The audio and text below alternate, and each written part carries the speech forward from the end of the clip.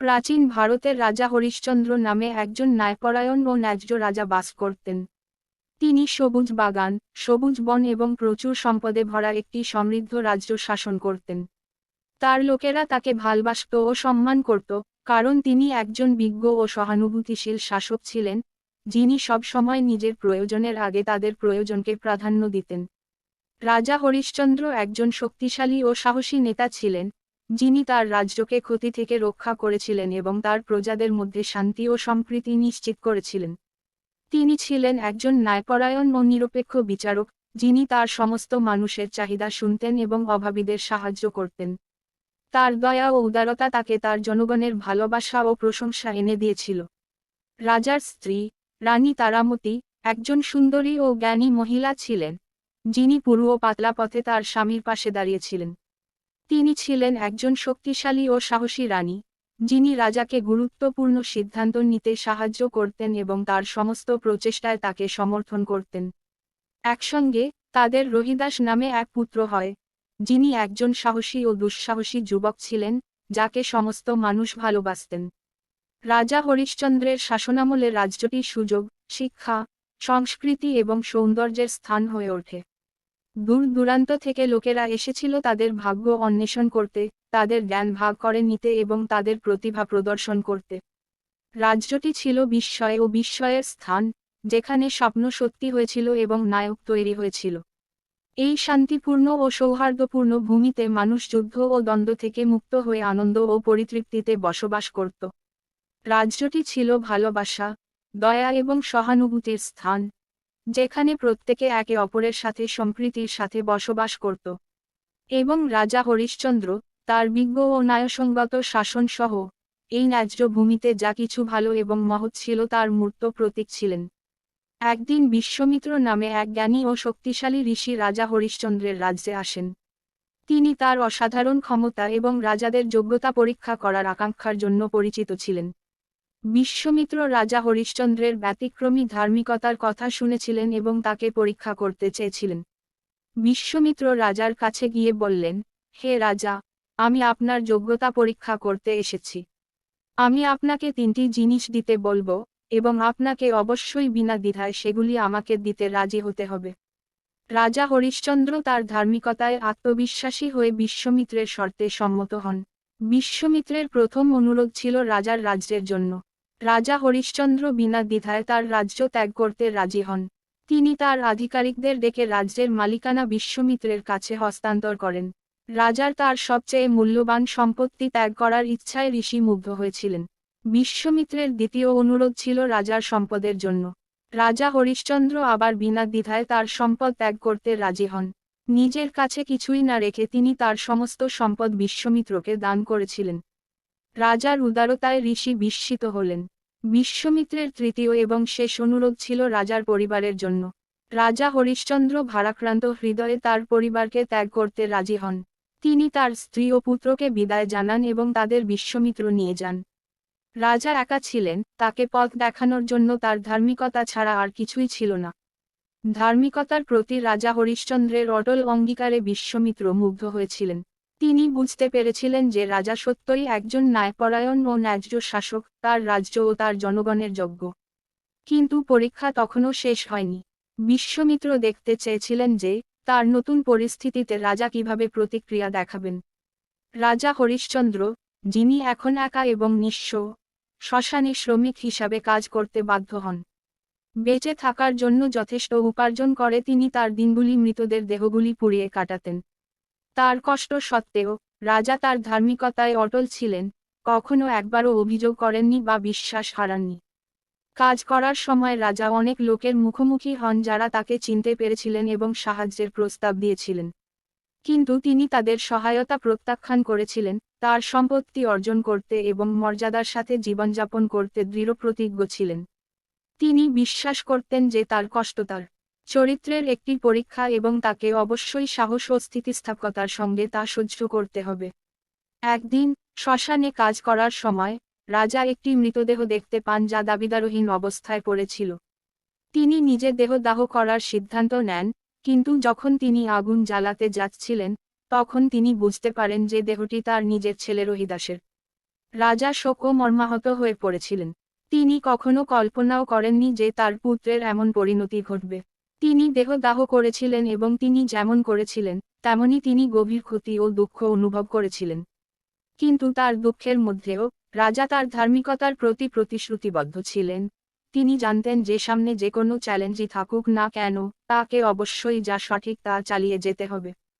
এদিকে রানী তারামতি, যিনি তার স্বামী ও পুত্রের কাছ থেকে বিচ্ছিন্ন হয়ে পড়েছিলেন, তিনিও নিজের সংগ্রামের মুখোমুখি হয়েছিলেন। বেঁচে থাকার জন্য যথেষ্ট উপার্জন করে তাকে একজন চাকর হিসাবে কাজ করতে বাধ্য করা হয়েছিল। তার কষ্ট সত্ত্বেও তিনি তার স্বামী এবং পুত্রের প্রতি নিবেদিত ছিলেন, কখনো আশা হারাননি যে একদিন তারা পুনরায় মিলিত হবে। দিনগুলি সপ্তাহগুলিতে পরিণত হওয়ার সাথে সাথে রাজার যন্ত্রণা আরও তীব্র হয়ে ওঠে। তিনি তার নতুন জীবনের কঠোর বাস্তবতার মুখোমুখি হতে বাধ্য হন এবং ভাবতে শুরু করেন যে তিনি কখনো তার পরিবারের সাথে পুনরায় মিলিত হবেন কিনা। কিন্তু তিনি কখনো বিশ্বাস হারাননি, তিনি জানতেন যে শেষ পর্যন্ত তার ধার্মিকতারই জয় হবে। সাহসী ও দুঃসাহসিক তরুণ রাজকুমার রহিদাস তার পরিবার থেকে বিচ্ছিন্ন হয়ে পড়েছিলেন এবং এখন তাদের খুঁজে বের করার জন্য যাত্রায় ছিলেন। তিনি ঘন জঙ্গলের মধ্য দিয়ে ভ্রমণ করেছিলেন এবং পথে অনেক বিপদ ও চ্যালেঞ্জের মুখোমুখি হয়ে জ্বলন্ত মরুভূমি অতিক্রম করেছিলেন। যখন তিনি যাত্রা করছিলেন, রহিদাস এমন অনেক লোকের মুখোমুখি হয়েছিলেন যারা তাকে বিভ্রান্ত করার বা ক্ষতি করার চেষ্টা করেছিল। কিন্তু তিনি বুদ্ধিমান ও দক্ষ ছিলেন, প্রতিটি বাধা অতিক্রম করার জন্য তার বুদ্ধি ও সাহস ব্যবহার করেছিলেন।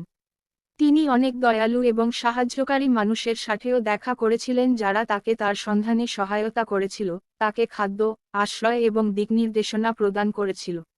অনেক চ্যালেঞ্জের মুখোমুখি হওয়া সত্ত্বেও রহিদাস কখনো আশা হারাননি। সে তার পরিবারকে খুঁজে বের করতে এবং তাদের সাথে পুনরায় মিলিত হওয়ার জন্য দৃঢ়প্রতিজ্ঞ ছিল, যাই হোক না কেন। ধার্মিকতার গুরুত্ব এবং অধ্যবসায়ের শক্তি সম্পর্কে তার বাবা তাকে যে গল্পগুলো বলেছিলেন, সেগুলোর কথা তিনি স্মরণ করেছিলেন। একদিন, অনেক দীর্ঘ এবং কঠিন মাস পরে, রহিদাস অবশেষে সেই শ্মশানে পৌঁছন যেখানে তার বাবা কাজ করতেন।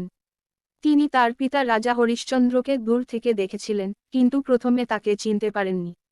রাজা নোংরা ও বিকৃত হয়ে পড়েছিলেন এবং রহিদাস জানতেন না যে ইনিই তার পিতা।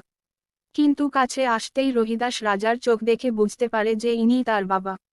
সে দৌড়ে তার কাছে আসে, আনন্দে তাকে আলিঙ্গন করে। রাজাও তার ছেলেকে দেখে অত্যন্ত আনন্দিত হয়েছিলেন এবং তিনি তাকে শক্ত করে জড়িয়ে ধরেছিলেন, আর কখনো তাকে যেতে দিতে চাননি। এই পুনর্মিলন ছিল খাঁটি সুখের একটি মুহূর্ত, এমন একটি মুহূর্ত যা রাজা বা রহিদাস কেউই কখনো ভুলতে পারবেন না। তারা অনেক কিছুর মধ্য দিয়ে গেছে, এবং এখন তারা আবার একত্রিত হয়েছে। কিন্তু তাদের যাত্রা তখনও শেষ হয়নি।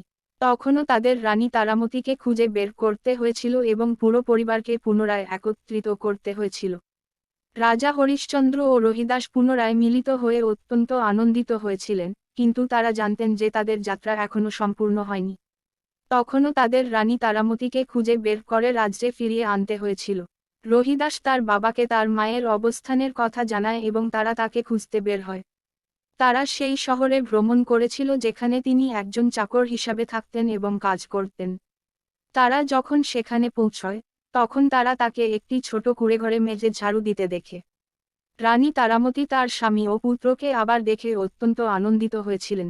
সে ভেবেছিল যে সে আর কখনো তাদের দেখতে পাবে না, এবং এখন তারা এখানে তার সামনে দাঁড়িয়ে আছে। তারা তিনজন আলিঙ্গন করে, তাদের মুখে আনন্দের অশ্রু প্রবাহিত হয়। পরিবারটি অবশেষে পুনরায় একত্রিত হয়েছিল এবং তারা জানত যে কোনো কিছুই আর কখনো তাদের আলাদা করতে পারবে না। তারা রাজ্যে ফিরে আসে, যেখানে তাদের উল্লাস ও উদযাপনের সঙ্গে স্বাগত জানানো হয়। জনগণ তাদের প্রিয় রাজা ও রানীকে ফিরে আসতে দেখে অত্যন্ত আনন্দিত হয়েছিল এবং তারা রহিদাসকে খোলা হাতে স্বাগত জানিয়েছিল। যে ঋষি রাজার ধার্মিকতার পরীক্ষা করেছিলেন, সেই বিশ্বমিত্র আরও একবার আবির্ভূত হন। রাজা পরীক্ষায় উত্তীর্ণ হয়ে তার পরিবারের সঙ্গে পুনরায় মিলিত হয়েছেন দেখে তিনি আনন্দিত হন। তিনি পরিবারকে আশীর্বাদ করেছিলেন এবং তাদের একটি বর দিয়েছিলেন যে তারা সর্বদা একসাথে এবং সুখী থাকবে। এবং তাই, রাজা, রানী এবং রাজকুমার প্রজ্ঞা ও ন্যায়বিচারের সাথে রাজ্য শাসন করে সুখে চিরকাল বেঁচে ছিলেন। তারা তাদের যাত্রাপথে যে শিক্ষা লাভ করেছিলেন, তা কখনো ভুলে যাননি এবং সবসময় ধার্মিকতা ও অধ্যবসায়ের শক্তিকে মনে রেখেছিলেন। রাজা, রানী এবং রাজকুমারের পুনর্মিলনের ফলে রাজ্যটি আরও একবার সমৃদ্ধ হয়। রাজার ধার্মিকতা ও প্রজ্ঞা তার লোকেদের জন্য শান্তি ও সুখ নিয়ে এসেছিল। রানীর দয়া ও সহানুভূতি সকলের হৃদয়ে ভালোবাসা ও ভক্তিকে অনুপ্রাণিত করেছিল। এবং যুবরাজ রহিদাসের সাহসিকতা রাজ্যের গৌরব ও সম্মান নিয়ে এসেছিল। তাদের শাসনের অধীনে রাজ্যটি সমৃদ্ধ হয়েছিল, প্রাচুর্য ও আনন্দের দেশে পরিণত হয়েছিল। জনগণ সুখী ও সন্তুষ্ট ছিল এবং রাজ্যটি সকলের কাছে আশা ও অনুপ্রেরণার আলো হয়ে উঠেছিল। রাজা ও রানী তাদের রাজ্যের সমৃদ্ধি নিশ্চিত করতে অক্লান্ত পরিশ্রম করেছিলেন। তারা নতুন রাস্তা, নতুন স্কুল এবং নতুন হাসপাতাল নির্মাণ করে। তারা বাণিজ্যকে উৎসাহিত করেছিল এবং রাজ্যটি অর্থনৈতিক ক্রিয়াকলাপের একটি কেন্দ্রে পরিণত হয়েছিল। যুবরাজ রহিদাস, যিনি এখন একজন বিজ্ঞ ও ন্যায়পরায়ণ যুবরাজ, রাজ্যের শাসনে তার পিতাকে সাহায্য করেছিলেন। তিনি সকলের প্রিয় ছিলেন এবং তার সাহসিকতা ও দয়া নতুন প্রজন্মের নেতাদের অনুপ্রাণিত করেছিল। রাজ্যের সমৃদ্ধি কেবল তার বস্তুগত সম্পদের মধ্যেই সীমাবদ্ধ ছিল না। রাজা ও রানীও শিল্প ও সংস্কৃতিকে উৎসাহিত করতেন এবং রাজ্যটি শিক্ষা ও সৃজনশীলতার কেন্দ্র হয়ে ওঠে। বছরের পর বছর কেটে যায় এবং রাজ্যটি সমৃদ্ধ হতে থাকে। রাজা ও রানী বৃদ্ধ হতেন, কিন্তু তাদের উত্তরাধিকার তাদের পুত্র যুবরাজ রহিদাসের মাধ্যমে বেঁচে থাকত, যিনি নিজের অধিকারে একজন মহান রাজা হয়েছিলেন। এবং তাই, রাজা হরিশ্চন্দ্র, রানী তারামতি এবং যুবরাজ রহিদাসের গল্প পূর্ণ বৃত্তাকার হয়ে ওঠে, যা ধার্মিকতার শক্তি, অধ্যবসায় এবং একজনের মূল্যবোধের প্রতি অবিচল প্রতিশ্রুতির একটি প্রমাণ। রাজা হরিশ্চন্দ্র চলে যাওয়ার পর তার উত্তরাধিকার দীর্ঘকাল বেঁচে ছিল। তাকে একজন ন্যায়পরায়ণ ও ধার্মিক রাজা হিসেবে স্মরণ করা হতো, যিনি তার রাজ্যে শান্তি ও সমৃদ্ধি নিয়ে এসেছিলেন। তার লোকেরা তাকে ভালবাসত ও শ্রদ্ধা করত এবং তার নাম প্রজ্ঞা ও সাহসের সমার্থক হয়ে উঠেছিল। রাজার গল্প বলা হয়েছিল এবং পুনরায় বলা হয়েছিল, যা পরবর্তী প্রজন্মকে অনুপ্রাণিত করেছিল। এটি একটি অনুস্মারক ছিল যে প্রকৃত মাহাত্ম্য সম্পদ বা ক্ষমতা থেকে আসে না, বরং উদ্দেশ্য এবং নীতির জীবনযাপন থেকে আসে। যুবরাজ রহিদাস, বর্তমানে রাজা রহিদাস, তার পিতার উত্তরাধিকার অব্যাহত রেখেছিলেন, প্রজ্ঞা ও ন্যায়বিচারের সাথে রাজ্য শাসন করেছিলেন।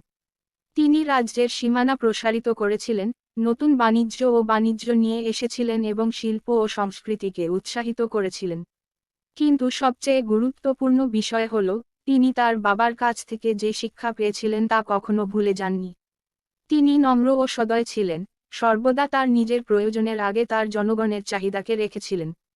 এবং তাই, রাজ্যটি সমৃদ্ধ হতে থাকে, সকলের কাছে আশা এবং অনুপ্রেরণার আলোকবর্তিকা হয়ে ওঠে।